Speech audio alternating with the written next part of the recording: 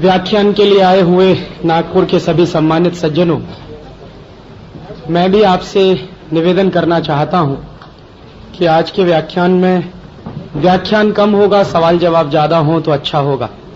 मैं पिछले 2 दिन से लगातार व्याख्यान कर रहा हूं इस शहर के अलग अलग हिस्से में, और बहुत सारे लोग उसमें आए होंगे, शायद यहां भी होंगे। तो अभी बहुत सारे लोगों के मन में प्रश्न हैं। कल 2 दिन से बहुत सारे लोग नागपुर के जो मुझसे मिले हैं, बहुत सारे प्रश्नों के साथ मिले हैं, तो आपके मन में भी निश्चित रूप से कुछ प्रश्न होंगे। तो आज मेरी कोशिश ये रहेगी कि प्रश्नों के जवाब ज्यादा दूं, व्याख्यान का हिस्सा थोड़ा सा कम करूं, और आप मुझे इसमें सहयोग देंगे, बहुत अच्छा लगेगा। बहुत बार कई सारी बातें प्रश्नों के माध्यम से बहुत अच्छे तरीके से समझ में आती हैं या समझाई जा सकती हैं, उसका भी लाभ मिलेगा, और मुझे अपने ऊपर भी थोड़ा विश्वास ज्यादा होगा अगर मैं आपके प्रश्नों के जवाब संतोषजनक तरीके से दे सकूंगा। निवेदन मेरा सिर्फ इतना है कि ये मंच मैं चाहता हूं कि भर जाए। आप लोग सब लोग इस पे आ जाइए, आपके खड़े रहने से और मेरी आपकी नजदीकी बढ़ जाएगी। दूरी बहुत है, अभी आप यहां आ जाएंगे तो नजदीक हो जाएंगे। जल्दी आ जाए। आप आगे से थोड़ा सा उठ जाइए, जो आने वाले हैं उनके लिए रास्ता छोड़ दीजिए तो वो लोग जल्दी से आ सकेंगे। आप सबने पढ़ी होगी, अमेरिका में कुछ भारतीय वैज्ञानिकों को वापस भेजने की बात कही जा रही है, और कुछ 15 दिन पहले या शायद 20 दिन हो गए हैं, भारत के कुछ वैज्ञानिकों को अमेरिका जाना था एक कॉन्फ्रेंस के लिए, एक इंटरनेशनल कॉन्फ्रेंस के लिए। तो अमेरिकी सरकार ने उनको वीजा देने से मना कर दिया। उनमें से एक वैज्ञानिक हमारे अपने डॉक्टर चिदम्बरम खुद थे। आवाज थोड़ा तेज कर दी। तो आज के अखबार की जो खबर है कि अमेरिका में भारतीय वैज्ञानिकों को वहां से देश निकाला दिया जा रहा है, ऐसा कहा जाए तो शायद अतिशयोक्ति नहीं है। और कुछ दिन पहले जो भारतीय वैज्ञानिक अमेरिका जाना चाहते थे एक इंटरनेशनल कॉन्फ्रेंस के लिए, उन वैज्ञानिकों को अमेरिका जाने का वीजा नहीं मिला, और उनमें से डॉक्टर चिदम्बरम भी एक थे। तकलीफ मुझे इस बात की है कि डॉक्टर चिदम्बरम जिस कॉन्फ्रेंस के लिए जाने वाले थे, उस कॉन्फ्रेंस की ऑर्गेनाइजिंग कमेटी के वो वाइस चेयरमैन थे।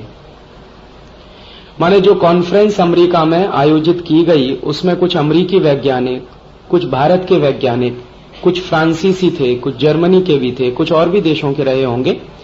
तो इनकी एक ऑर्गेनाइजिंग कमेटी थी। तो जो कॉन्फ्रेंस होने वाली थी उसमें जो ऑर्गेनाइजिंग कमेटी थी उसके डॉक्टर चिदम्बरम वाइस चेयरमैन थे, और वाइस चेयरमैन की हैसियत से वो उस कॉन्फ्रेंस में जा रहे थे, न कि भारत का प्रतिनिधित्व करने की हैसियत से वो उसमें जा रहे थे। एक बार को अगर डॉक्टर चिदम्बरम भारत का प्रतिनिधित्व करने जाते और उनको वीजा मना किया जाता तो मेरे जैसे आदमी को कोई खास तकलीफ नहीं होती, लेकिन चूंकि वो ऑर्गेनाइजिंग कमेटी के वाइस चेयरमैन थे, कॉन्फ्रेंस के वाइस चेयरमैन थे, और उनको वीजा देने से मना किया गया। उसके पीछे उनका तर्क क्या था? उन्होंने कहा कि हमको डर है कि डॉक्टर चिदम्बरम अमेरिका में आकर अमेरिका का ज्ञान भारत न ले जाए।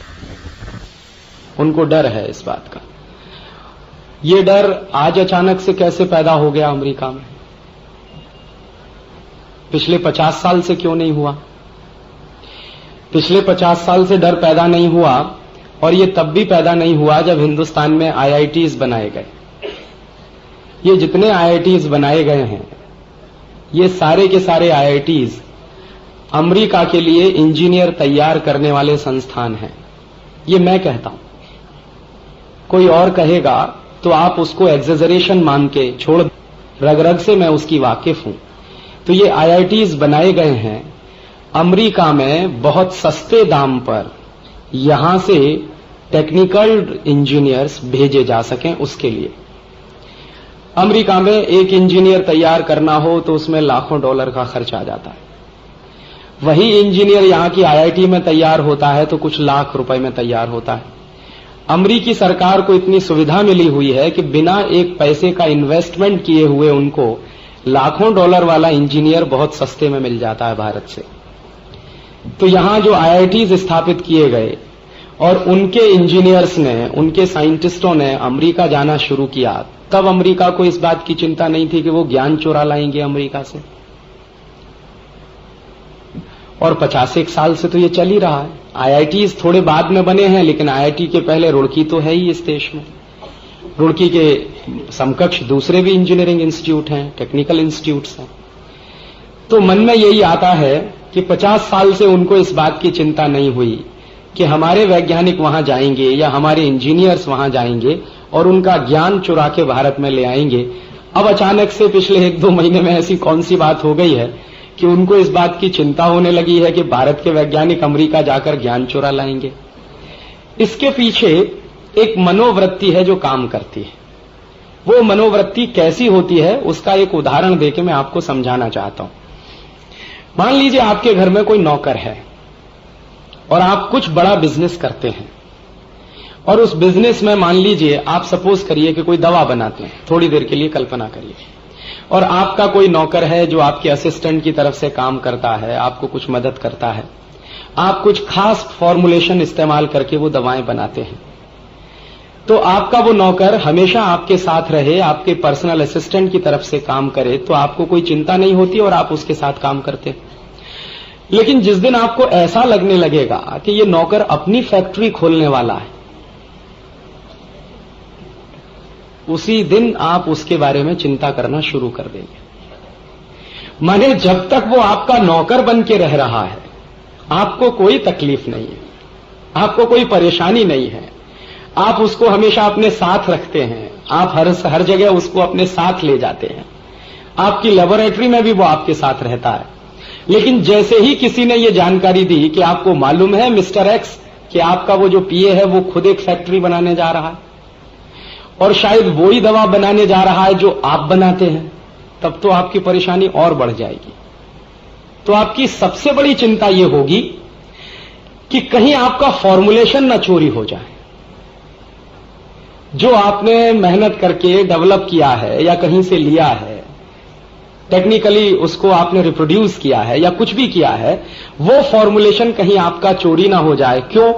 क्योंकि आपका नौकर कुछ दिनों के बाद आपका कॉम्पिटिटर होने जा रहा है। तो मनोवृत्ति क्या होती है कि नौकर नौकर रहे, कॉम्पिटिटर ना बने। अगर मेरा ये उदाहरण आपको समझ में आ गया हो तो पहली बात भी आपको समझ में आ जाएगी कि अचानक से अमेरिकी सरकार को ऐसा डर क्यों लगने लगा है कि भारत का वैज्ञानिक अमेरिका जाएगा तो कुछ ज्ञान वहां से चोरी करके ले आएगा। ये तब से लगना शुरू हुआ है जब से उनको लगता है कि भारत अब अमेरिका का कॉम्पिटिटर हो गया है।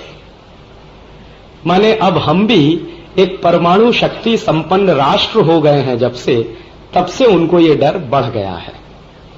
और जब भी कोई बराबर की हैसियत में आ जाता है या बराबर की हैसियत का होने की संभावना बढ़ जाती है तो सामने वाले की चिंता होना बहुत स्वाभाविक है।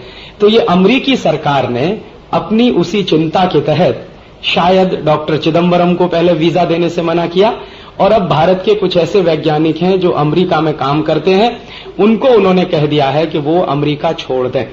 ऐसे वैज्ञानिकों के बारे में जो जानकारी आज के अखबार की है, कुछ 7 वैज्ञानिक हैं ऐसे। आज 7 वैज्ञानिकों को कहा है, कल 700 को भी कह सकते हैं, फिर 7000 को भी कह देंगे। तो ये सिलसिला शायद अब रुकने वाला नहीं है। ये सिलसिला पहले भी 1-2 बार हो चुका है। इस बात की गंभीरता आप समझ लीजिए कि ये सिलसिला कब कब शुरू होता है। आज जब हम एक परमाणु शक्ति संपन्न राष्ट्र बने और हमने बहुत सफलतापूर्वक 5 परीक्षण किए और उन वैज्ञानिकों ने यह सिद्ध कर दिया कि वो अमेरिकी वैज्ञानिकों से किसी भी मामले में पीछे नहीं है, और उन्होंने ये भी सिद्ध कर दिया कि बिना किसी दूसरे देश से तकनीकी मदद लिए हुए, बिना किसी दूसरे देश से आर्थिक मदद लिए हुए, बिना किसी दूसरे देश से संसाधनों की मदद लिए हुए हम अपने दम पर, अपनी क्षमता पर ये सब कर सकते हैं। तब से अमेरिका में ये चिंता और घबराहट ज्यादा है, और वो चिंता और घबराहट शायद इस स्तर पे पहुंच गई है कि अमेरिका को अब ये लगने लगा है कि भारतीय वैज्ञानिकों से अपने ज्ञान को बचाना है या सुरक्षित रखना है। इससे एक दूसरा सिग्नल और मिलता है। कि कम से कम अमेरिका ने भारतीय वैज्ञानिकों की क्षमताओं को स्वीकार करना तो शुरू किया, जो आज तक वो ये मानने को तैयार नहीं थे कि ये कुछ कर सकते हैं, नया कर सकते हैं। कम से कम उनकी इस चिंता और घबराहट से ये संदेश बहुत साफ है कि उनको हमारी क्षमता पर अब भरोसा होने लगा है। माने उनको ये लगने लगा है कि भारतीय वैज्ञानिक अगर कोई फॉर्मुलेशन ले लेगा वहां से तो शायद अमेरिका को पीट देगा दो साल के बाद, 3 साल के बाद। ये तकलीफ उनकी हुई है जो दिखाई दे रही है आज के अखबार से और 15-20 दिन पहले की उस घटना से। ये पहले भी हो चुका है। आपको मैं याद दिलाना चाहता हूं, मेरी उम्र तो बहुत कम है, लेकिन आप में से बहुत लोग यहां बैठे हैं जो मुझसे 2 गुने 3 गुने उम्र में होंगे शायद। उनके जमाने की बात याद दिलाना चाहता हूं। आप जरा याद करिए 1965 में जब लाल बहादुर शास्त्री ने अमेरिका से गेहूं खरीदना बंद कर दिया था, तब भी ऐसी बौखलाहट हुई थी। लाल बहादुर शास्त्री ने जब एक झटके में यह तय कर दिया था कि अमेरिका से PL 480 का एग्रीमेंट हम रद्द करेंगे और अमेरिका से वो उस जमाने में जो लाल रंग का गेहूं आता था वो हम नहीं खरीदेंगे। इस सच्चाई के बावजूद कि उस समय हमारे देश में गेहूं का उत्पादन बहुत कम था, तो भी लाल बहादुर शास्त्री ने वो एग्रीमेंट रद्द कर दिया था। तो अमेरिका को तकलीफ इस बात की हुई थी कि शास्त्री जी ने अमेरिका से गेहूं खरीदना बंद कर दिया। मैं मानता हूं कि उससे भी बड़ी तकलीफ अमेरिका को शास्त्री जी के एक वक्तव्य से हुई थी। शास्त्री जी ने पहले तो एग्रीमेंट रद्द किया था, गेहूं खरीदना बंद किया था, और कुछ दिनों के बाद उन्होंने ये कह दिया था कि जब हम ये अमेरिकी गेहूं नहीं खाएंगे और थोड़े से तनाव में आएंगे, तकलीफ में आएंगे, तो हो सकता है 5 साल के अंदर हम भारत में इतना गेहूं पैदा करने लगेंगे कि ना सिर्फ खाएं बल्कि दूसरों को बेचें। हम संपूर्ण स्वावलंबी हो जाएंगे और दूसरों को बेचने के लिए भी हमारे पास गेहूं हो सकेगा जब हम अमेरिकी गेहूं नहीं खाएंगे। अमेरिका को उस वक्तव्य से ज्यादा बौखलाहट हुई। ना करेंगे कि हमारी जरूरत पूरी हो जाएगी, बचेगा तो हम दूसरों को बेचेंगे, हो जाएंगे, दाता हो जाएंगे। तो अमेरिका का भारत को याचक से दाता बन जाना मंजूर नहीं था, इसलिए अमेरिका बौखला गया था। और उस समय क्या किया था अमेरिका ने? मैं आपको एक दूसरी बात याद दिलाना चाहता हूं कि उस समय अमेरिका की कुछ यूनिवर्सिटीज के वैज्ञानिकों का भारत के कुछ यूनिवर्सिटीज के वैज्ञानिकों के साथ मैक्सिकन गेहूं पर डेवलप होना चाहिए, तो भारत की वैज्ञानिक, कुछ मैक्सिकन साइंटिस्ट, कुछ अमेरिकनों को वापस बुलाने का आज काम और भारत दिया था इस देश के लोगों को। तो देश एक नए स्तर पर स्वावलंबन के रास्ते व्रत रखना शुरू किया। मेरे घर में आज भी मेरी दादी मां सोमवार का व्रत रखती है। एक दिन मैंने मेरी दादी से पूछ लिया था कि तुम शंकर जी के लिए व्रत रखती हो? उसने कहा नहीं, शंकर जी के लिए तो रखती ही हूं, शास्त्री जी ने एक बार कहा था इसलिए मैं व्रत रखती हूं सोमवार का। आज भी आपको इस देश में उस उम्र के, जो वो 60 साल के हैं या 70 साल के हैं या जो उस पीढ़ी के हैं, मिल जाएंगे जो सोमवार को खाना नहीं खाते हैं। उस समय अमेरिका की ये बौखलाहट बहुत स्पष्ट दिखाई देती थी। एक तीसरा उदाहरण आपको दूं। 1965 के बाद 1970 में श्रीमती इंदिरा गांधी ने एक बहुत ऐतिहासिक कदम उठाया था, उसको मैं ऐतिहासिक मानता हूं। श्रीमती इंदिरा गांधी ने 1970 में इंडियन पेटेंट एक्ट लागू करवा दिया था पार्लियामेंट से। इंडियन पेटेंट एक्ट एक ऐसा कानून था जो अंग्रेजों के जमाने का बनाया हुआ था, 1911 का बनाया हुआ था, वो 1969 तक चलता रहा था इस देश में। आजादी मिलने के करीब 20 साल बाद तक चलता रहा। पंडित जवाहरलाल नेहरू जब प्रधानमंत्री बने थे तो उनकी जो प्राथमिकताएं थीं, उसमें 2 प्राथमिकताएं वो अक्सर हर जगह कहा करते थे। पंडित जवाहरलाल नेहरू कहते थे कि मेरे जीवन की सबसे पहली प्राथमिकता है कि मैं हिंदू कोड बिल पारित करवाऊं पार्लियामेंट से, और दूसरी प्राथमिकता पंडित नेहरू की यह थी कि मैं इंडियन पेटेंट एक्ट बनवाऊं पार्लियामेंट से। उस समय इंग्लिश पेटेंट एक्ट यहां चलता था, तो पंडित नेहरू ने इंडियन पेटेंट एक्ट बनवाने के लिए 2 कमीशन बिठाए थे। एक कमीशन जस्टिस आयंगर की अध्यक्षता में बैठा था। दक्षिण भारतीय एक बहुत इंटेलिजेंट जज हुआ करते थे जस्टिस आयंगर, उनकी अध्यक्षता में एक कमीशन बना दिया था और पंडित नेहरू ने कहा था कि आप इंग्लिश पेटेंट एक्ट का पूरी गंभीरता से अध्ययन करें, भारत की जरूरतों के हिसाब से हमें नया कानून बनाना है, उसके लिए आप हमको कुछ प्रतिवेदन करें। तो जस्टिस आयंगर ने काम किया उसके बाद एक जस्टिस टेकचंद बख्शी हुआ करते थे, जो दिल्ली हाई कोर्ट में भी जज रहे। एक और कमीशन पंडित नेहरू ने उनकी अध्यक्षता में बिठाया और उनको भी यही होमवर्क दिया था कि आप भी जरा इसका अध्ययन करिए, इंग्लिश पेटेंट एक्ट का, और बन सके तो एक भारत की जरूरत के हिसाब से एक नया पेटेंट एक्ट आप उनको बना के दे दीजिए। तो जस्टिस आयंगर और जस्टिस बख्शी, इन दोनों की रात दिन मेहनत के बाद हिंदुस्तान में एक नया पेटेंट कानून बना और वो पेटेंट कानून पंडित नेहरू लागू करवाना चाहते थे। जैसे ही वो पेटेंट कानून बना और उसकी तैयारी हुई कि वो पार्लियामेंट में पेश किया जाएगा, वैसे ही अमेरिकी सरकार ने सबसे पहले उस पर वीटो लगाया। अब आप देखिए, कानून हमारी संसद से पारित होना है, अमेरिका के पेट में दर्द कि आप ये क्यों कर रहे हैं। सीधे सीधे कह दिया गया कि आप ये क्यों कर रहे हैं, आपकी जरूरत क्या है। तो जवाब में कहा गया कि हमारी जरूरत यह है कि हम अंग्रेजी कानून इस देश में नहीं चला सकते। तो उन्होंने कहा वो ठीक तो है अंग्रेजी कानून, तो उनके लिए ठीक था क्योंकि हमारी लूट होती थी, हमारे लिए तो मुश्किल में था ना वो कानून। तो उन्होंने कहा शायद आपके लिए ठीक होगा लेकिन हमारे लिए तो बहुत जरूरी है। तो भयंकर झगड़ा हुआ। और आपको मैं मेरे पास एक न्यूज कटिंग रखी हुई है 1963 की, 62 शायद दिसंबर की है, 62 दिसंबर या जनवरी 63 की हिंदुस्तान टाइम्स की एक न्यूज कटिंग है, जिसमें अमेरिका ने पंडित नेहरू को थ्रेट किया था कि अगर आपने ये कानून लागू करवाया तो उसके दुष्परिणाम होंगे।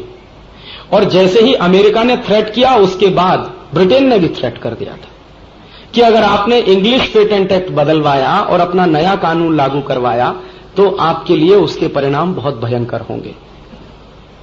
तो वो दो बड़े देशों से थ्रेट हुआ हमको, क्योंकि हम हमारी पार्लियामेंट में कानून बनाना चाहते हैं।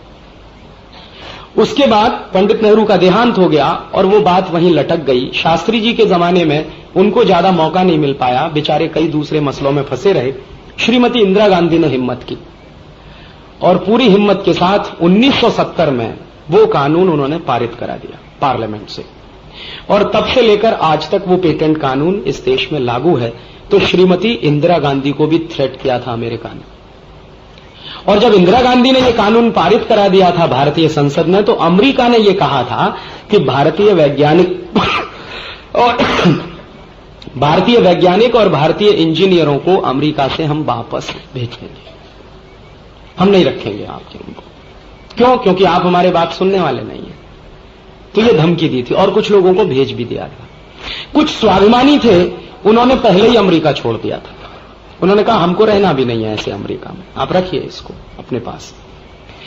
उस कानून की बदौलत इस देश में क्या क्या हो गया है, एक ही उदाहरण मैं आपको बताऊं। अगर वो कानून ना बना होता तो आज हमारी स्थिति क्या होती।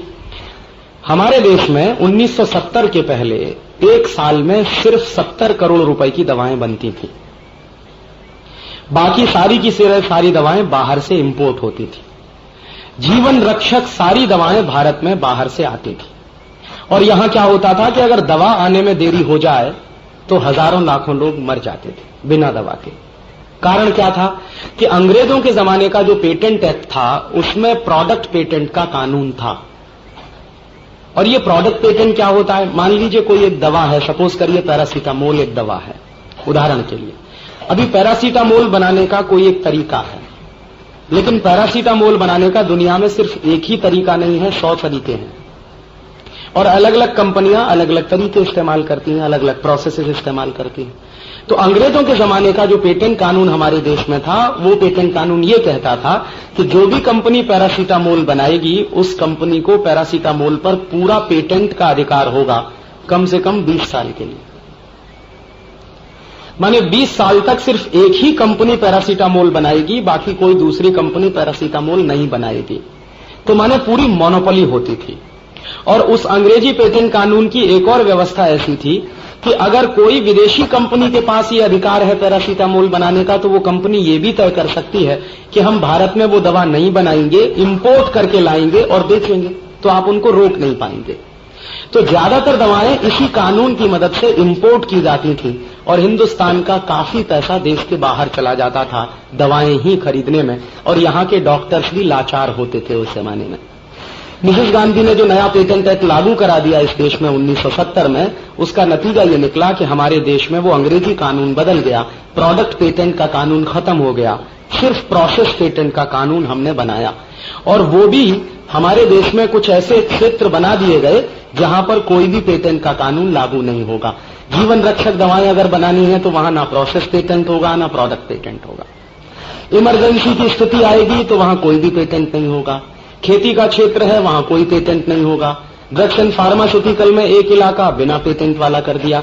तो हर एक भारतीय कंपनी को अधिकार मिला कि वो अपने अपने तरीका था। 1970 के पहले तो सिर्फ 70 करोड़ रुपए की दवाएं बनती थी एक साल में, और आज हमारा अपना पेटेंट कानून चलता है 1970 वाला, तो सारे देश में 14,000 करोड़ रुपए की दवाएं बनती। तो 70 करोड़ से लेकर 14,000 करोड़ तक की दवाएं बनाना हमने शुरू कर दिया। और 1970 के पहले भारत नाम का देश जो पूरी तरह से दवाओं के मामले में आयात पर निर्भर था, दूसरों पर हम अवलंबित थे, आज हम निर्यात कर रहे हैं दवाएं। और हमारे देश की बनाई हुई दवाएं अमेरिका में बिक रही हैं, हमारे देश की बनाई हुई दवाएं जर्मनी में बिक रही हैं, हमारे देश की बनाई हुई दवाएं कनाडा में, फ्रांस में बिक रही हैं। और उन देशों में हमारे देश की दवाओं के बारे में कहा जाता है कि सबसे सस्ती और सबसे अच्छी इंडियन मेडिसिन हैं। ये यूरोप में हर एक व्यक्ति कहता है। मेरा एक दोस्त है, लंदन में रहता, वो वहां एक काउंसिल चलाता है। आप सुनेंगे तो हंसेंगे, लेकिन बिना हंसे अगर आप इसको समझेंगे तो शायद आपको गहरी बात समझ में आएगी। उसका क्या काम है, वो वैसे वहां बड़ा बिजनेसमैन है, लंदन में रहता है, लेकिन उसने एक काउंसिल बना रखी है। और उस काउंसिल का काम क्या है, वो ये कहता है कि लंदन में जो गरीब लोग हैं, इंग्लैंड में जो गरीब लोग हैं और इलाज नहीं करा सकते, आप जानते हैं कि ब्रिटेन में इलाज कराना बहुत महंगा है, अमेरिका में भी बहुत महंगा है, यूरोप में भी बहुत महंगा है। अगर किसी का इंश्योरेंस नहीं है तो वो मर जाएगा, इलाज नहीं करा पाएगा, क्योंकि दवाएं बहुत महंगी हैं, अमेरिका में भी, यूरोप के हर देश में भी। तो पूरे यूरोप में बहुत महंगा इलाज है, मेडिसिन खरीदना बहुत महंगा काम है।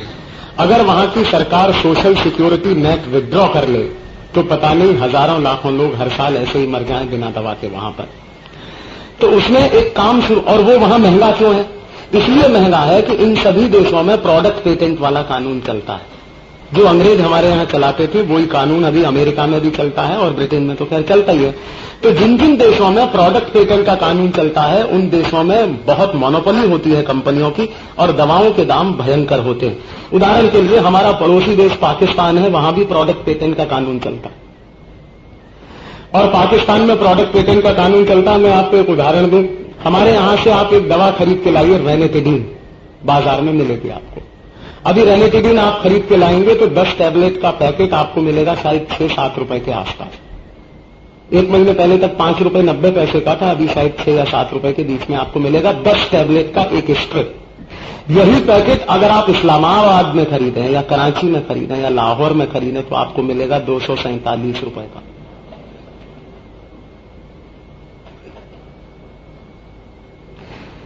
ऐसी एक मेडिसिन है, उसका नाम है सॉर्बिट्रेट, और वो बहुत इमरजेंसी वाली मेडिसिन मानी जाती है। अगर हार्ट अटैक किसी को हुआ हो तो उसकी जीप पे रखना बहुत जरूरी है सॉर्बिट्रेट।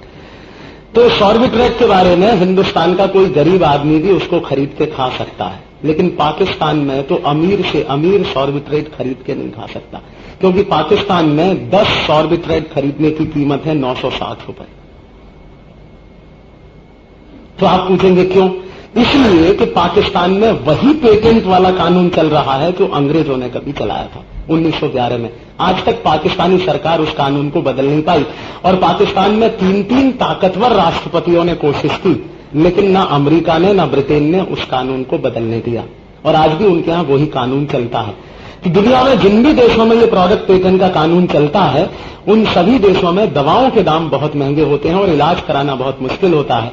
तो ब्रिटेन की भी यही हालत है। तो मेरा एक दोस्त है लंदन में, उसने एक काउंसिल बना रखी है। वो काउंसिल ये करती है कि कोई आदमी को अगर इलाज कराना है, उदाहरण के लिए मान लीजिए कैटरेक्ट का ऑपरेशन कराना है, तो लंदन में इतना महंगा है कैटरेक्ट का ऑपरेशन कराना कि आप 50 बार सोचेंगे उसको कि कराएं कि न करें।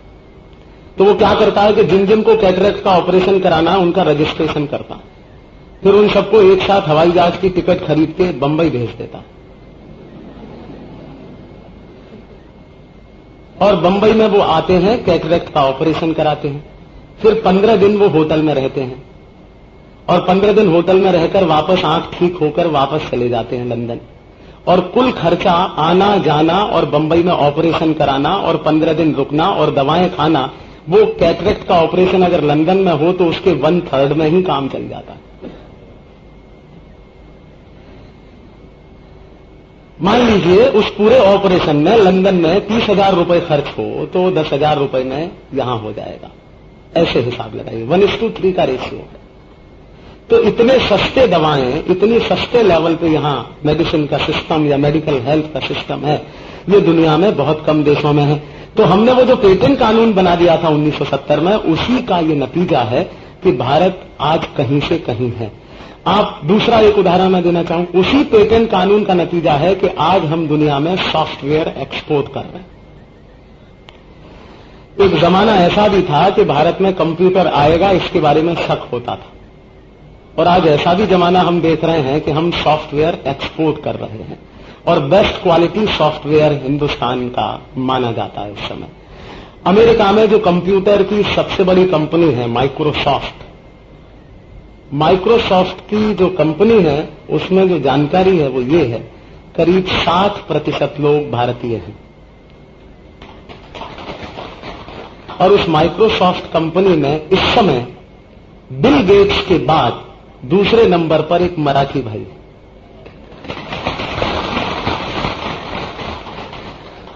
तो कहां से कहां हम पहुंचे। एक जमाना ऐसा भी था कि हम कंप्यूटर बना पाएंगे, इसमें शक होता था। आज हम कंप्यूटर ही नहीं बना रहे हैं, सुपर कंप्यूटर बना रहे हैं, परम 10,000 बना रहे हैं, कंप्यूटर के बेस्ट क्वालिटी के इंजीनियर्स हम बना रहे हैं, बेस्ट क्वालिटी का सॉफ्टवेयर हम बना रहे हैं, एक्सपोर्ट कर रहे हैं और हमारे एक्सपोर्ट की बड़ी डिमांड है दुनिया भर में। ये सब हुआ है चमत्कार उस पेटेंट कानून के कारण। ऐसे ही हिंदुस्तान में पिछले 10-15 वर्षों में जो आपने महसूस किया होगा कि हमारे देश में बहुत बड़े पैमाने पर स्मॉल स्केल इंडस्ट्रीज विकसित हुई हैं। आपको मैं गिनती से सुनाऊं तो शायद आपको अंदाजा। 1970 के पहले हिंदुस्तान में स्मॉल स्केल इंडस्ट्रीज के प्रोजेक्ट्स की संख्या अगर गिनी जाए तो कुछ 15 से 20 हजार के आसपास थी। आज सारे देश में 20 लाख यूनिट्स हैं स्मॉल स्केल की, जिनकी लिमिट 3 करोड़ रुपए के आसपास है। तो इतना बड़ा विकास ये कैसे हो गया है? 1970 के उस पेटेंट एक्ट के कारण हुआ है। माने हर क्षेत्र में हम स्वावलंबी होने की दिशा में बढ़े हैं। उस कानून के बाद अमेरिका को ये कभी भी डाइजेस्ट नहीं हुआ था और उन्होंने शुरू से ही इसका बहुत ताकत से विरोध किया था और सीधे थ्रेट करना शुरू किया था।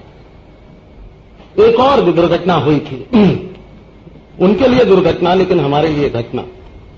श्रीमती इंदिरा गांधी ने बहुत ताकत के साथ बैंकों का राष्ट्रीयकरण कर दिया था, नेशनलाइजेशन।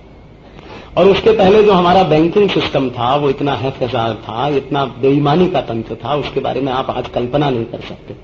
तो उन्होंने बहुत ताकत और हिम्मत के साथ राष्ट्रीयकरण किया बैंकों का।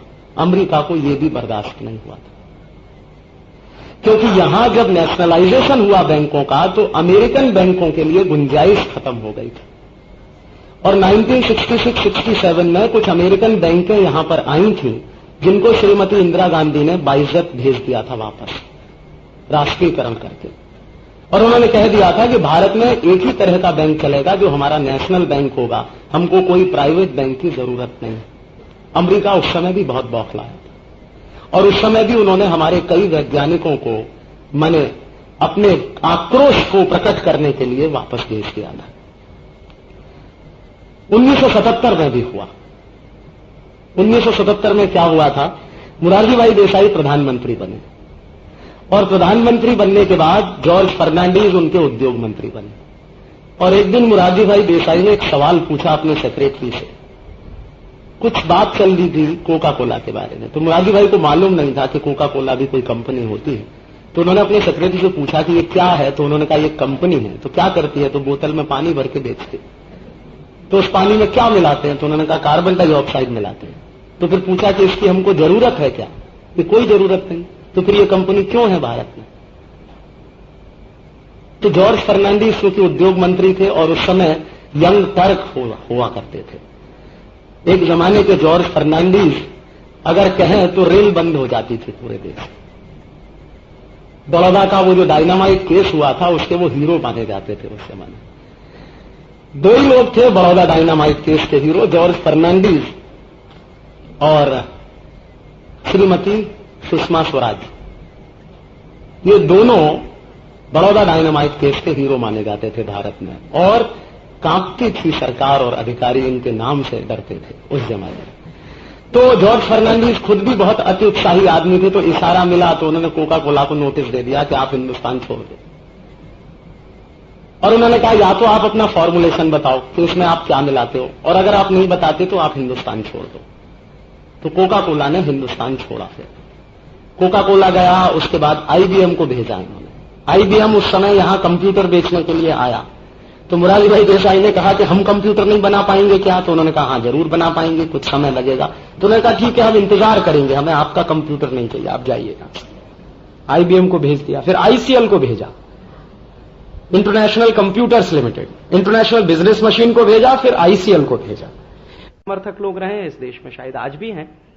तो उन्होंने मुरारजी भाई देसाई की ग्रिलिंग करना शुरू कर दिया, लेग पुलिंग करना शुरू किया, नैगिंग करना शुरू किया। आपने फालतू का पंगा ले लिया उनसे। अभी ऐसा भी कहते थे कि आपने फालतू का उनसे झगड़ा मोल ले लिया। तो वो कह रहे थे कि कोका कोला यहां आए। मुरारजी भाई का एक तर्क था, वो ये कह रहे थे कि कोका कोला आया, उन्होंने स्टैटिस्टिक्स इकट्ठे कराए थे सब कोका कोला के। तो कोका कोला ने 6.5 लाख रुपए से बिजनेस शुरू किया था भारत में उस समय, और जिस साल मुरारजी भाई प्रधानमंत्री बने उस साल कोका कोला नेट प्रॉफिट ले गया था 18 करोड़ रुपए का। तो उनका कहना था कि 6.5 लाख रुपए से बिजनेस शुरू किया कोका कोला ने, और 18 करोड़ रुपए एक साल में प्रॉफिट कमा के ले जा रहा है। तो ऐसा धंधा हमको तो नहीं चलाना इस देश में। और कोई ऐसी चीज बेच रहा हो जो हमारे जरूरत की हो, हमारे काम की हो, हमारे प्रायोरिटी की हो, तो समझ में भी आता है। पानी में कार्बन डाइऑक्साइड मिला के बेचना, ये तो हमारी प्रायोरिटी नहीं। और उनका वही होता था कि हमें तो पहले गांव में पीने का पानी देना है, कोका कोला हमें जरूरत नहीं। ऐसे ही आईबीएम और आईसीएल के बारे में उन्होंने कह दिया था। तो उस समय भी अमेरिका ने बहुत बड़े पैमाने पर हिंदुस्तानी वैज्ञानिकों को इतना परेशान किया था, भारतीय इंजीनियरों को इतना परेशान किया था, इस तरह से रीशफलिंग की गई थी। और उसके बाद अमेरिकन सरकार ने एक अलिखित कानून सा बना दिया, अनरिटन एक उनके यहां एक्ट जैसा है कि भारतीय लोगों को हमेशा से सेकंड ग्रेड सिटीजन बना के रखो या थर्ड ग्रेड सिटीजन बना के रखो, वो चाहे जितने ऊंचे क्यों ना हो, वो उनकी कंपनी में मैनेजिंग डायरेक्टर क्यों ना हो जाए, किसी बड़े से बड़े पद पर क्यों ना पहुंच जाए, लेकिन उनकी सिटीजनशिप की हैसियत हमेशा से सेकंड ग्रेड रहे, थर्ड ग्रेड रहे। तब से 1977 से यह किस्सा चला आ रहा है। 1965, फिर 1970, फिर 1977 और आज फिर। माने अगर इस पूरे लिंक को जोड़कर समझने की कोशिश की जाए तो इसमें से एक इन्फरेंस माने एक वो निकाला जा सकता है, एक निष्कर्ष निकाला जा सकता है। वो निष्कर्ष ये बताता है कि जब जब हम स्वावलंबन के रास्ते पर आगे बढ़ें, जब जब हम कुछ शक्ति हासिल करने की कोशिश करें, जब जब हम कुछ नया करने की कोशिश करें, तब तब अमेरिका इस तरह की अड़ंगेबाजी करता रहता है। और अब आपकी आंखों के सामने है कि आज के अखबार की खबर है और 15-20 दिन पहले की खबर है। तो ये दिखाता है इस बात का कि अमेरिका में डेमोक्रेसी नाम की कोई चीज नहीं है, जैसा कि वो दावा करते हैं। डेमोक्रेसी में माना यह जाता है कि हर व्यक्ति के अधिकार बराबर हैं। तो भारतीय वैज्ञानिक अगर वहां अमेरिकी बनकर रह रहे हैं, अमेरिकी सिटीजन की हैसियत से रह रहे हैं, तो उनके अधिकार अमेरिकी लोगों के अधिकारों के बराबर हैं। ये बात तो सिद्ध साबित नहीं होती आज की दुर्घटना के बाद। तो भारतीय नागरिक वहां अमेरिकी नागरिक की हैसियत जैसे नहीं है, ये सिद्ध हो गया। या डॉक्टर चिदंबरम की हैसियत वही नहीं है जो अमेरिका में किसी मिस्टर एक्स या मिस्टर वाई की होगी, उनको मना कर दिया गया वीजा के लिए। मेरा ऐसा मानना है कि इसका जवाब देने की जरूरत है, और इसका जवाब ऐसे देने की जरूरत है कि मिस्टर बिल क्लिंटन भारत आने वाले, तो उनके भारत आने के पहले आप सरकार पर इतना दबाव बना दीजिए कि बिल क्लिंटन को भारत आने का वीजा ना दिया जाए।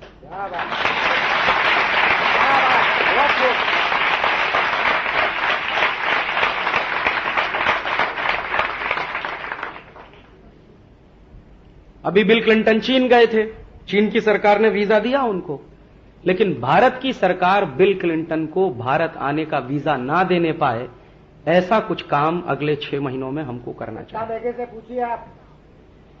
और ये काम हम कर सकेंगे, मुझे इसमें उम्मीद है, ये काम हम कर सकेंगे। और इसके लिए मुझे लगता है कि 6 महीने का समय हमारे पास है। बिल क्लिंटन जब आने वाले हैं, आज से लगभग 6 महीने का टाइम उसमें है, तो ये 6 महीने हमारे लिए शायद परीक्षा की घड़ी होंगे। और मुझे ऐसा लगता है कि भारत सरकार को तात्कालिक रूप से एक स्टेटमेंट जारी करना चाहिए कि अगर अमेरिका में भारतीय वैज्ञानिकों को जाने के लिए वीजा नहीं मिलेगा, तो हम बिल क्लिंटन को भारत आने के लिए वीजा देने के बारे में सोचेंगे। बस इतना काफी है, इतना काफी है। और आप देखेंगे कि उसके बारे में आपको अंदाजा लग जाएगा। और फिर हो सकता है कि बिल क्लिंटन की तरफ से मैसेज आए कि हमें आपकी आपत्ति मंजूर है, लिहाजा हम ये नहीं करेंगे। क्यों? क्योंकि बिल क्लिंटन को भारत का बाजार चाहिए। हमको बिल क्लिंटन नहीं चाहिए, हमको अमेरिका भी नहीं चाहिए, हमको अमेरिकी कंपनियां भी नहीं चाहिए। हमें उनकी जरूरत नहीं है, उनको हमारी जरूरत है। और उनको हमारी जरूरत क्यों है? वो इसलिए है कि इस समय अमेरिका का बाजार स्टैग्नेट हो गया है। माने अभी अमेरिका का बाजार निश्चित हो गया, अभी उसमें आगे गुंजाइश नहीं है। जो माल अमेरिका में इस समय बिक रहा है अमेरिकी कंपनियों का, उससे ज्यादा माल बिकने की गुंजाइश अब उनके बाजार में खत्म हो गई है। इसी को कहते हैं कि मार्केट स्टैग्नेट हो गया। तो उनके बाजार में अब ज्यादा माल बिकने की संभावना नहीं है। दूसरे पड़ोसी बाजारों में उन्होंने माल बेचने की कोशिश की है, तो वहां पे उनको करारा झटका लगा। जैसे लैटिन अमेरिकन देशों ने भी अब अपनी सीमाओं को बंद करना शुरू कर दिया। और जापान की सरकार ने तो अभी अद्भुत घोषणा कर दी 2 दिन पहले। जापान के नए प्रधानमंत्री आए हैं, उन्होंने नारा ही दे दिया है, be Japanese and buy Japanese. ये उन्होंने नारा दे दिया, नए प्रधानमंत्री। और उनका यह कहना है कि हम जो बर्बाद हो गए, जापान बर्बाद हुआ है। आप सब जानते हैं डॉलर में 40 येन होता था, अभी 146 तक पहुंच गया। तो जापानीज सरकार के पुराने प्रधानमंत्री श्री हाशिमोतो ने यह काम किया कि अमेरिका के कहने पर अपनी करेंसी को पूर्ण परिवर्तनीय बना दिया, फुल कन्वर्टेबल बना दिया। फुल कन्वर्टेबल जब हो जाती है कोई करेंसी, तो उस करेंसी की जो वैल्यू होती है वो मार्केट में तय होती है, सरकारें उसमें हस्तक्षेप नहीं कर पाती। तो जापान की सरकार ने अमेरिका के कहने पर ऐसा किया। और जब जापान की सरकार ने अपनी करेंसी को पूर्ण परिवर्तनीय बना दिया, तो उसके नतीजे ये निकले कि उनका येन बुरी तरह से गिरा मार्केट फोर्सेस के द्वारा। अगर स्पष्ट कहें तो अमेरिका के द्वारा गिराया गया और वो 40 से 146 पर पहुंचा दिया गया। अब जापानीज लोगों में अमेरिका के प्रति गुस्सा पैदा हो रहा है, और वैसा ही गुस्सा पैदा हो रहा है जैसे सेकेंड वर्ल्ड वॉर में हुआ था। और इस गुस्से के दुष्परिणाम अगले कुछ दिनों में आपको दिखाई दे जाएंगे। जापानीज सरकार अमेरिकन माल के लिए अपना मार्केट टाइट करने जा रही है, और उसमें अमेरिका को कोई गुंजाइश नहीं दिखाई देती कि अब अमेरिकी सामान जापान के बाजार में बिक सकेगा। दूसरा, बिल क्लिंटन अभी चीन गए थे तो इसीलिए गए थे कि उनको चीन का बाजार तलाशना है। चीन के बाजार में अमेरिका को अपना माल बेचने की गुंजाइश दिखाई देती है, क्योंकि एक तो आबादी बहुत है, करीब 1 अरब 30 करोड़ के आसपास है। तो 130 करोड़ लोगों का देश है, आबादी बहुत है, मार्केट में गुंजाइश बहुत है, एक्सपेंशन हो सकता है। दूसरा, चीन के साथ दोस्ती करने से भारत के खिलाफ भी बंदूक चलाई जा सकती है, चीन के कंधे पर रख के। ये मानकर वो चीन गए, और गए क्या, 1000 लोगों को लेकर चीन पहुंचे, जैसे बारात गई हो बिल क्लिंटन की चीन। अभी तक कोई अमेरिकन राष्ट्रपति इतने बड़े पैमाने पर चीन जाने के लिए उत्सुक नहीं हुआ। और एक ऐसे देश में बिल क्लिंटन गए जिसको वो कुछ महीने पहले तक कहते थे कि सबसे ज्यादा अनडेमोक्रेटिक कंट्री है, माने गैर प्रजातंत्र वाला देश। दूसरा, मानते थे कि इस देश में नागरिक अधिकारों का कुछ भी सम्मान नहीं है, कुछ भी सुरक्षा नहीं है। तो पहले नागरिक अधिकार की बात करते थे, फिर अनडेमोक्रेसी की बात करते थे वहां पर, फिर 50 तरह की दूसरी। हां, एक बार थिएनअनमेन चौक पे वो नरसंहार हो गया था, चीन की सरकार ने गोली चलवा दी थी, तो इसको सालों साल तक उछाला था अमेरिकी मीडिया ने और अमेरिकी सरकार ने। तो वो सब भूल गए, कल तक कहते थे कि ये है, फिर अचानक से चीन भागकर चले गए। और वो भी इसलिए गए कि उनको चीन का बाजार तलाशना है, और चीन के बाजार के साथ साथ भारत पर अगर अटैक करना हुआ तो चीन शायद उनकी मदद करेगा। इस दृष्टि से वो चीन गए और इसी दृष्टि से वो भारत आना चाहते हैं। उनको बाजार चाहिए। जैसे ईस्ट इंडिया कंपनी बाजार के लिए सारी दुनिया में जाती थी, जो देश आसानी से उनको बाजार दे दें तो बहुत अच्छा, ना उनको बाजार दें तो उस देश को गुलाम बनाती थी, उस देश के संसाधनों को बर्बाद करती थी, उस देश की जनता को मानसिक गुलामी में धकेलती थी ताकि लगातार उनका माल बिक सके। ठीक वही काम इस समय बिल क्लिंटन कर रहे हैं। उनको अपने माल को बेचने के लिए दुनिया भर का बाजार चाहिए, क्योंकि उनकी इकोनॉमी में इस समय स्टैग्नेशन आया है और स्टैग्नेशन फिर बाद में रिसेशन में कन्वर्ट हो जाता है। और अमेरिका में इस समय बेरोजगारी तेजी के साथ बढ़ रही है। तो अमेरिका में जो बेरोजगारी बढ़ रही है वो उनकी कुर्सी के लिए खतरा पैदा कर सकती है एक ना एक दिन। अमेरिका में कोई भी राष्ट्रपति ज्यादा बेरोजगारी बढ़ने दे तो वो कुछ समय ही रह सकता है, ज्यादा समय रह नहीं सकता वहां के पद पर, निकलना पड़ेगा उसको वहां से। तो बिल क्लिंटन की अपनी भी परेशानी है, इससे ज्यादा माल वहां बिक नहीं सकता। और अमेरिकन मार्केट स्टैग्नेट क्यों हुआ है? वो एक साधारण सी बात है समझने वाली कि एक लिमिट होती है, एक सीमा होती है, कोई आदमी कितने सामान इस्तेमाल करे, कितने सामान खरीदे। एक आदमी एक दिन में 2 जोड़ी कपड़े पहन सकता है, 100 जोड़ी तो नहीं पहन सकता। एक आदमी एक दिन में 2-3 बार पेस्ट कर सकता है, 50 बार तो नहीं कर सकता। एक आदमी एक दिन में 2-3 जोड़े जूते के पहन के बदल सकता है, 100-200 जोड़े तो नहीं कर सकता। एक आदमी एक दिन में एक ही बिस्तर पे तो सो सकता है, 2-5 बिस्तर पे तो नहीं सो सकता। ऐसा तो नहीं होता कि हाथ एक बिस्तर पे, दूसरा हाथ दूसरे बिस्तर पे।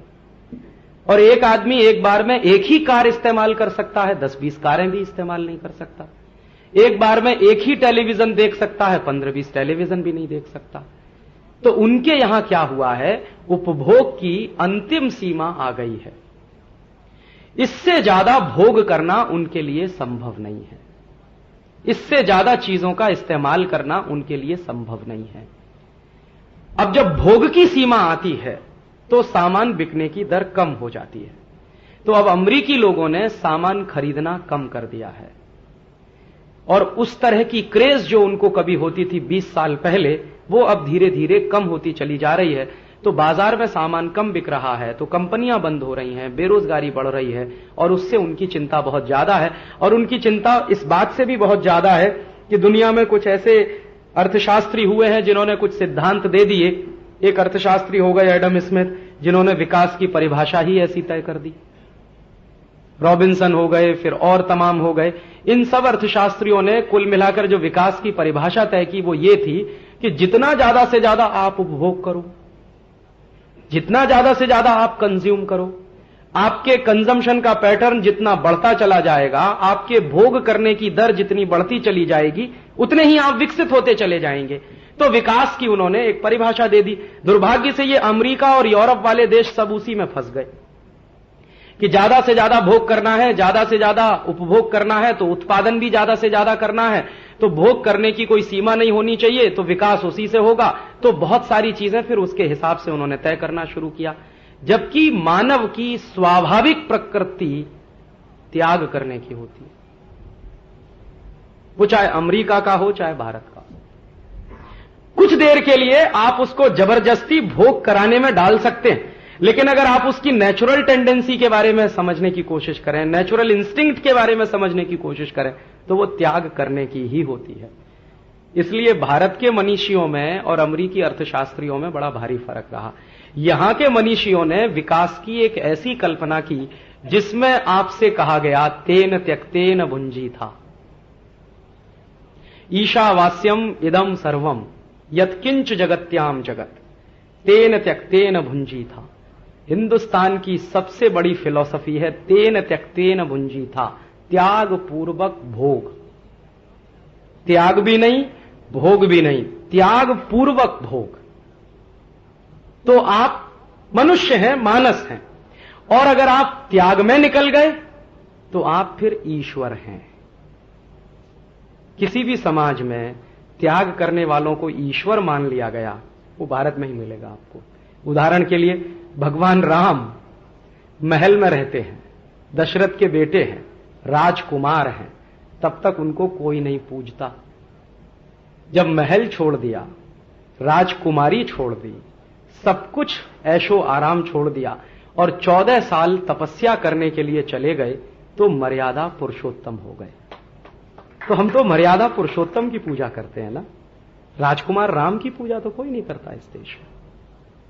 या महात्मा बुद्ध जब अपने ऐशो आराम छोड़कर साधना के पथ पर निकले, उन्हीं गौतम बुद्ध की पूजा की जाती है ना, उसके पहले वाले की तो कोई नहीं करता।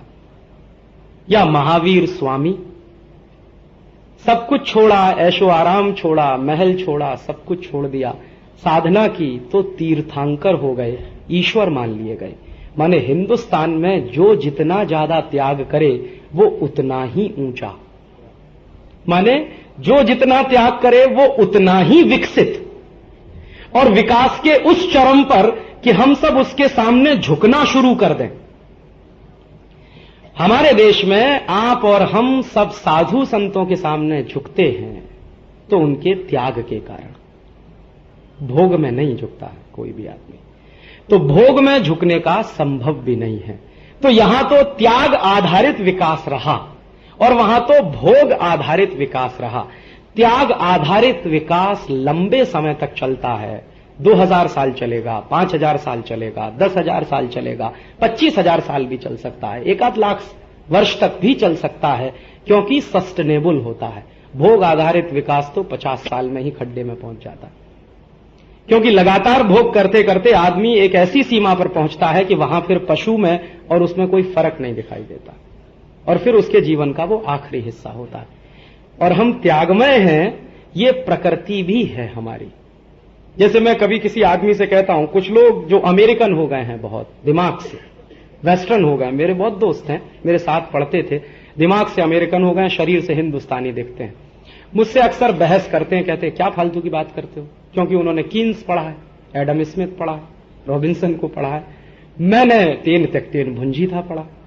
तो मैं कहता हूं भाई कि त्याग आधारित ही विकास दुनिया में चल सकता है, वो ही सस्टेनेबल हो सकता है। वो कहते हैं कि तब फिर डेवलपमेंट कैसे होगा, मैंने कहा डेवलपमेंट भी उसी में होगा, उसी के आधार पर होगा। कहने लगा नहीं तुम्हारी बात फालतू की है। तो मेरा एक दोस्त है, आजकल मैसाचुसेट में है, एक बार मेरी उससे लंबी बहस हो गई, तो मैंने उससे एक ही सवाल पूछा कि अच्छा तुम ये बताओ कि अपने जीवन में तुम सिर्फ भोग ही भोग करते रहो, त्याग नहीं करोगे तो तुम मर जाओगे। कहने लगा वो कैसे? मैंने कहा ये बताओ सवेरे सवेरे तुम टॉयलेट क्या करने जाते हो, त्याग करने जाते हो, भोग करने जाते हो?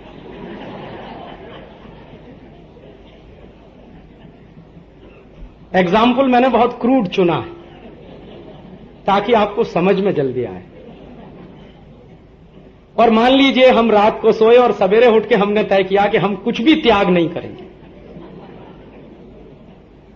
तो आप बताइए आप 2 दिन जिंदा रहेंगे कि 3 दिन? माने त्याग से ही चलता है आदमी, और ये एक स्वाभाविक प्रक्रिया है, इसमें सोचना नहीं पड़ता है। और जो स्वाभाविक प्रक्रिया के आधार पर आप कोई अगर पद्धति बनाए या विकास की दर तय करें या विकास के मानक तय करें, वो ज्यादा लंबे समय तक टिकता है। तो ये भारतीय समाज में टिकने की व्यवस्था बहुत सनातन है, क्योंकि हमारी संस्कृति ऐसी है। अमेरिकी समाज अब स्टैग्नेट कर रहा है, मार्केट भी स्टैग्नेट कर रहा है उनका, अब भोग की गुंजाइश नहीं रही है उनको, तो माल बिकता नहीं है। उसी माल को उन्हें बिकवाना है या तो चीन में, या तो भारत में, या तो इंडोनेशिया में, या तो मलेशिया में, या तो साउथ कोरिया में, या तो कहीं और देशों में। तो उन्होंने एक नए तरह का कॉलोनाइजेशन शुरू किया है, और उस कॉलोनाइजेशन का प्रतीक है अमेरिका की ये जो चीजें चल रही हैं, उनके ये जो रिएक्शंस हैं, ये उस कॉलोनाइजेशन के प्रतीक है। तो मुझे लगता है कि उन्होंने जो व्यवस्था पर चलने का सोचा है, अगर हम पहले से उसके बारे में नाकेबंदी नहीं करेंगे तो शायद हो सकता है नुकसान फिर खा जाएं, क्योंकि हम तो बहुत नुकसान खा चुके हैं पिछले 1.5-2 हजार साल से, इस तरह की व्यवस्थाओं में फंसते रहे हैं। भारत के बारे में मुझे एक ही बात कहनी है जो मुझे थोड़ी खराब लगती है, कि हम बहुत समृद्ध समाज थे, बहुत शक्तिशाली समाज थे, हमारे पास उत्पादन बहुत था, समृद्धि बहुत थी, पैसा बहुत था, कुछ भी हमारे पास कमी नहीं थी। पैसे के बारे में, हमारे बारे में सारी दुनिया जानती थी कि हम सोने की चिड़िया थे। हिंदुस्तान में जो भी बाहर से विदेशी आए, उस विदेशी ने भारत के बारे में जो भी कुछ लिखा वो यही बताता है कि हमारे पास समृद्धि और संपत्ति कितनी थी। एक छोटी सी डायरी मेरे पास है पियरे बर्नियर की, जो उसने लिखी थी जब वो सूरत आया था। पियरे बर्नियर एक साइंटिस्ट था, फ्रांसीसी था, उसने बर्नियर कैलिपर्स बनाया। यहां कुछ विद्यार्थी बैठे होंगे तो वो जानते होंगे बर्नियर कैलिपर्स का इस्तेमाल करते हैं। तो वो एक फ्रेंच साइंटिस्ट था पियरे बर्नियर, वो घूमता घूमता भारत आया और भारत में कुछ दिन सूरत में ठहर गया था। तो उसने एक डायरी लिखी है, फ्रेंच में है ओरिजिनली, मैं थोड़ी फ्रेंच जानता हूं, और वो डायरी मुझे सोरबोन से मिली। तो उसमें उसने बहुत सारी बातें लिखी है, मैं 2-3 बातें आपसे शेयर करना चाहता हूं तो हमारी संपत्ति और समृद्धि का अंदाजा आपको मिल सके। वो ये कह रहा है कि दुनिया में मैंने बहुत देश देखे हैं, लेकिन सूरत में आने के बाद ऐसा अद्भुत शहर मैंने कहीं नहीं देखा। क्या देखा उसने सूरत में? कह रहा है कि इस शहर के किसी भी घर में ताला नहीं लगता। ये ज्यादा पुरानी बात नहीं है, मुश्किल से 450-500 साल पुरानी बात है। जब फ्रांसीसी डुप्ले है ना यहां पर, जो इतिहास के विद्यार्थी वो जानते होंगे, डुप्ले एक आया था सेनापति के रूप में, वो कुछ दिन रहा था यहां पर। तो जिस जमाने में डुप्ले है उसी जमाने में ये आया है पियरे बर्नियर, मुश्किल से 400-100 साल की बात है। तो वो कह रहा है कि मैंने पूरे शहर में कहीं किसी के घर में ताला लगा हुआ नहीं देखा। फिर खुद ही लिख रहा है डायरी में कि यहां मैंने कई लोगों से पूछा है कि आप ताला क्यों नहीं लगाते हैं, तो वो उल्टा पूछते हैं कि ये ताला क्या होता है। किसी को मालूम ही नहीं है कि ताला भी कुछ होता। फिर वो लिख रहा है कि ये लोग ताला क्यों नहीं लगाते हैं, तो किसी ने उसको जवाब दिया होगा, वही जवाब उसने डायरी में लिखा है कि यहां का हर आदमी ये कहता है कि हमको चोरी का डर नहीं, तो ताला क्यों लगाएं। और चोरी का डर क्यों नहीं है? क्योंकि चोरी होती नहीं। चोरी होती क्यों नहीं है? क्योंकि हर घर में इतनी संपत्ति है कि उसको दूसरे की संपत्ति की तरफ देखने की फुर्सत ही नहीं। और हम तो इस मान्यता के हैं ना कि दूसरे का धन तो मिट्टी समान है।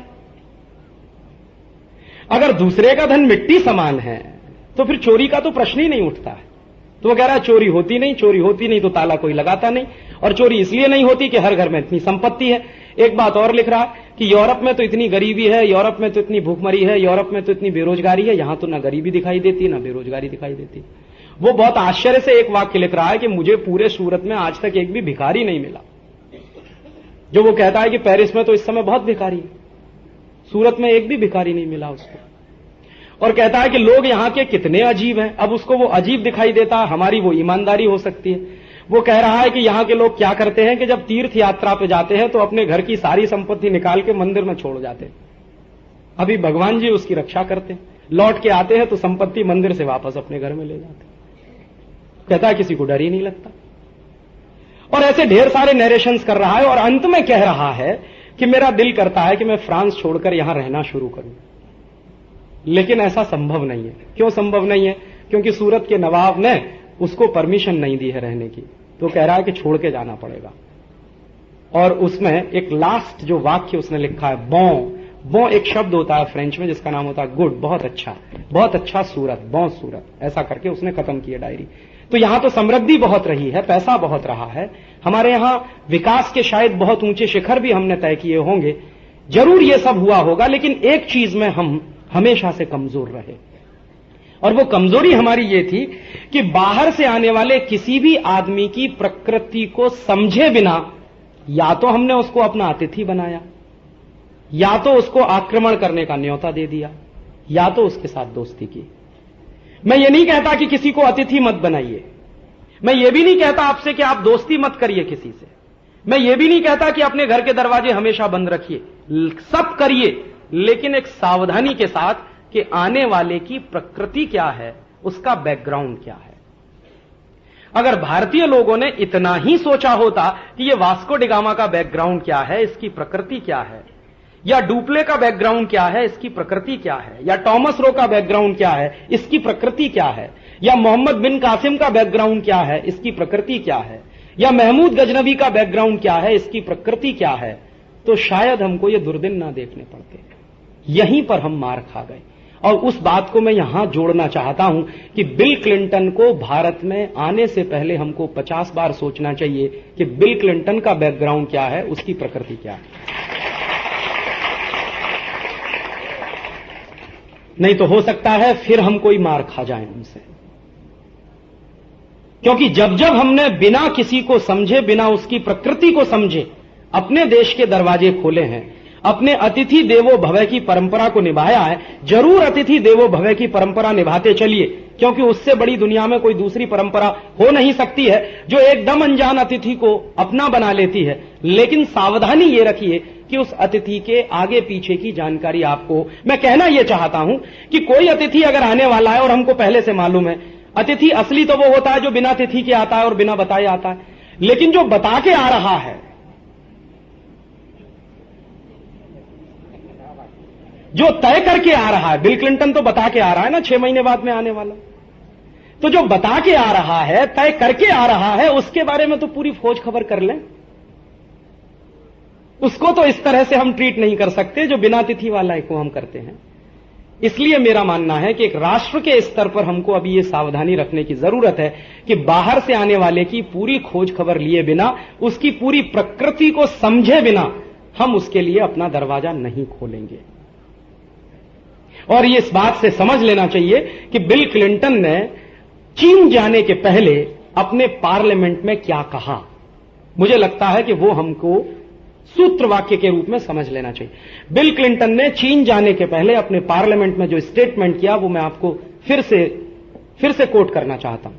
उन्होंने कहा कि मेरी पूरी शक्ति के साथ मैं एशियन एंड पैसिफिक नेशंस के, माने एशिया और पैसिफिक जो राष्ट्र हैं, उनके बाजारों को अमरीकी सामान के लिए खुलवाने की ताकत लगाऊंगा ताकि अमरीकी समृद्धि और अमरीकी रोजगार बना रहे और अमरीकी समाज अक्षुण्ण रहे। माने उनकी पूरी ताकत इस बात पर लग रही है बिल क्लिंटन की कि मैं दुनिया के देशों के बाजार, खासकर एशिया और पैसिफिक राष्ट्रों के बाजार अपने माल के लिए खुलवाऊंगा ताकि मेरे राष्ट्र में गरीबी ना आए, मेरे राष्ट्र में बेरोजगारी ना आए और मेरा राष्ट्र अक्षुण्ण बना रहे। इससे दो ध्वनि निकलती हैं कि कल को अगर अमेरिका में बड़े पैमाने पर गरीबी आ गई तो शायद अमेरिका टूट सकता है। कल को अमेरिका में बड़े पैमाने पर भूखमरी आ गई तो शायद अमेरिका टूट सकता है। इसलिए उनको चिंता है अपने राष्ट्र को अक्षुण्ण रखने की। तो यही तर्क हमारे ऊपर भी लागू होता है कि हमारे देश में गरीबी ना आने पाए, हमारे देश में बेरोजगारी ना आने पाए, हमारा समाज भी अक्षुण्ण रहे, तो हमको भी इस बात के लिए सावधान रहना चाहिए कि कोई दूसरा व्यक्ति आकर अपना माल हमारे बाजार में ना बेच जाए। तो बिल क्लिंटन की प्रकृति को अगर समझना है तो इस एक वाक्य से समझ सकते हैं कि वो क्यों भारत आना चाहता है, या वो क्यों चीन गया था, या वो क्यों दूसरे देशों में जाने की कोशिश कर रहा है। उनको अपना माल बेचना है, उनके पास मार्केट खत्म हो गया है, मार्केट सिर्फ हमारे पास है। और दुनिया में आज जिन लोगों के पास बाजार है वही ताकतवर हैं। जिनके पास बाजार नहीं है उनके पास कोई शक्ति नहीं, क्योंकि अभी तो बाजार की शक्ति से शक्ति तय होती है। तो हम एक शक्तिशाली राष्ट्र हैं, ये एहसास हमको अब होना ही चाहिए। कम से कम 11 मई के बाद तो होना ही चाहिए। और हम एक शक्तिशाली राष्ट्र हैं क्योंकि हमारे पास 98 करोड़ लोगों का देश है, क्योंकि हमारे पास 30 करोड़ लोगों का मार्केट है जो पूरे अमेरिका में नहीं है। अमेरिका की कुल आबादी 27 करोड़ है। मार्केट अगर उनका ध्यान में रखा जाए तो मुश्किल से 15 करोड़ लोग हैं जो मार्केट की कैपेसिटी के अंदर आते हैं। तो इतना बड़ा मार्केट तो अमेरिका के पास भी नहीं है जो हमारे पास है। यूरोप के 12 देशों को मिला दीजिए तो इतना बड़ा मार्केट उनके पास नहीं है जो हमारे पास है। तो ये जो 30 करोड़ लोगों का बाजार है, इसके पोटेंशियल को हम समझें, इसकी शक्ति को हम समझें, और आज की दुनिया में यही शक्ति देता है। तो हम मार्केट के मालिक हैं, हम बैगर नहीं हैं, हम चूजर हैं। हमारे देश में कुछ ऐसे लोग हैं जो मानसिक रूप से बहुत दरिद्र हैं, बहुत गरीब हैं। पैसे में शायद बहुत अमीर हो सकते हैं, करोड़ों रुपए की संपत्ति हो सकता है उन्होंने जमा की हो, लेकिन हमेशा से वो आपको तर्क देंगे बैगर्स आर नो चूजर्स, जैसे हम ही बैगर हैं।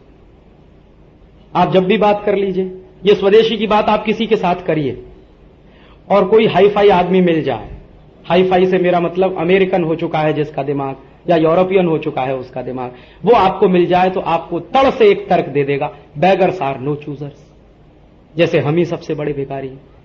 माने जब हम उनसे ये तर्क करते हैं, वो हमसे पहला सवाल ये करते हैं राजीव भाई परदेशी टेक्नोलॉजी आएगी, आप क्यों कर रहे हैं स्वदेशी का काम? परदेशी टेक्नोलॉजी रुक जाएगी, परदेशी टेक्नोलॉजी नहीं आएगी तो देश का विकास नहीं होगा। तो मैंने कहा भाई परदेशी टेक्नोलॉजी कभी आती नहीं है, जहां हमको जरूरत होती है वहां तो बिल्कुल नहीं आती है। हमको सैटेलाइट बनाने में जरूरत है, वहां नहीं आएगी। हमको डिजिटल इलेक्ट्रॉनिक्स इक्विपमेंट बनाने हैं, वहां नहीं आएगी। हमको हिंदुस्तान में क्रायोजेनिक इंजन बनाना है, वहां नहीं आएगी।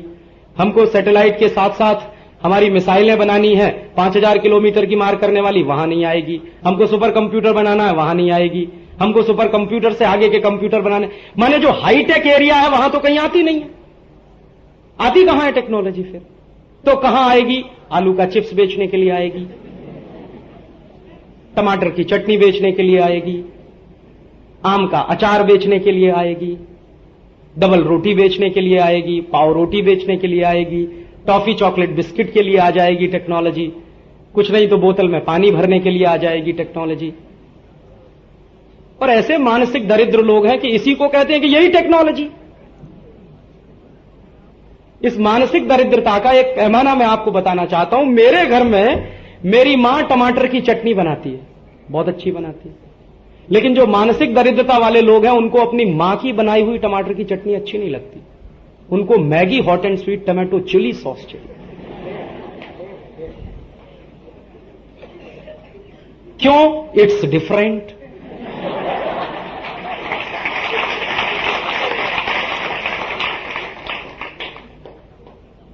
और मेरी मां बनाती है, आप सबकी मां बनाती होगी, कुछ खास बात है क्या टमाटर की चटनी बनानी? लेकिन वो नहीं खाएंगे, अभी खाएंगे अमेरिका से जो बन के आएगी। हमने कभी इस बात का एहसास नहीं किया कि हमारे देश की करोड़ों माताओं के हाथ में क्या टेक्नोलॉजी है। और इस बात का मुझे भी एहसास तब हुआ जब मैं यूरोप गया।